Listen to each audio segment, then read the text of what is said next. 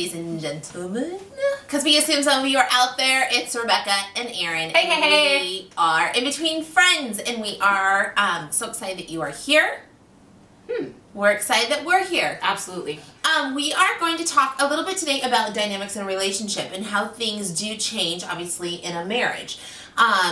Today we're talking about having a spouse be friends with somebody of the opposite sex. So that Yes. would either be you being friends, having a male friend who's not necessarily your husband's friend. Mm-hmm. And maybe it's something that you came into marriage with. Or your husband having a female friend that's not necessarily through you. Mm-hmm. And what that does to a marriage. So we're kind of leaving the kid factor out Yeah. a little bit just for today because it's just something that kind of has cropped up. Sorry. So maybe give us a little scenario. Yeah. And I don't know if this is, I was going to say, I feel like this day and age that there's more people who are friends with the opposite sex and the same sex, but I don't even know if that's the case. All I can really bring forth in it does feel like that. It feels like it. I would say, especially with social media. Yes. And like Facebook and da-da-da-da. I don't think about somebody like, oh, are you a male or a female? Should I befriend you? Right. Now, we'll talk about the term friend in a second. Absolutely. But, yeah. I tended to have opposite sex friendships prior to marriage. You had guy friends. I did. I had a lot of guy you friends. gelled with them. So, my problem and frustration lies now in what's acceptable in being married to my best friend and loving him and wanting to respect him in all ways. For sure. What's acceptable with my friendships? Is it okay for me to have male friendships? It really depends on the person. I mean, obviously. And on the rules of your relationship. And I don't want to even call them rules, but they're like the silent agreements of like, that really bothers me to the point of, it bothers me enough for, number one, for me to tell you it bothers me. Mm-hmm. And number two, it bothers me enough for me to ask you to do something that's contrary to who you are. Yes. Does that make sense? Yeah. So, obviously there is an honor in the marriage. And I know that you would never put a friend above Jeff. I know you well enough. I know your heart. I know your love of marriage and love of commitment.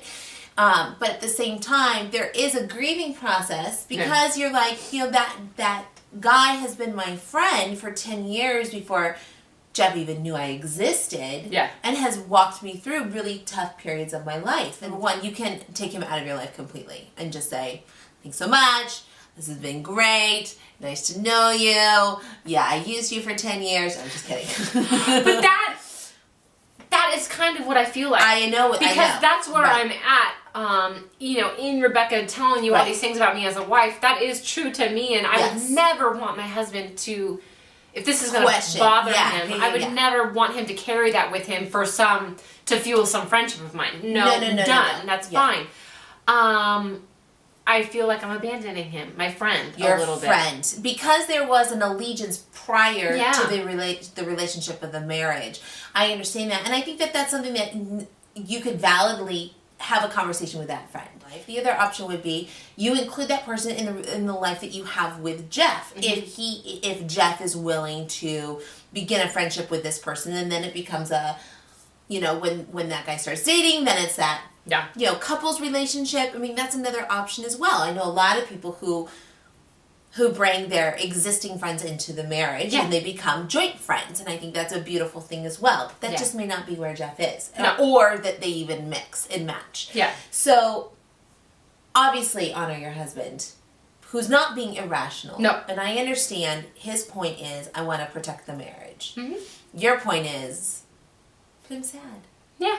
And I just want you to allow me to be sad. Yeah. And I think it's okay to be sad. Totally. And I think what you hit on at the same time is it's just that marriage is hard. Yeah. And that it's filled with sacrifice. I feel like I'm repeating some old, epitaph of relationship knowledge. Everybody knows marriage is hard. Everybody knows it requires sacrifice. Why I'm saying it and considering it a nugget remains to be seen.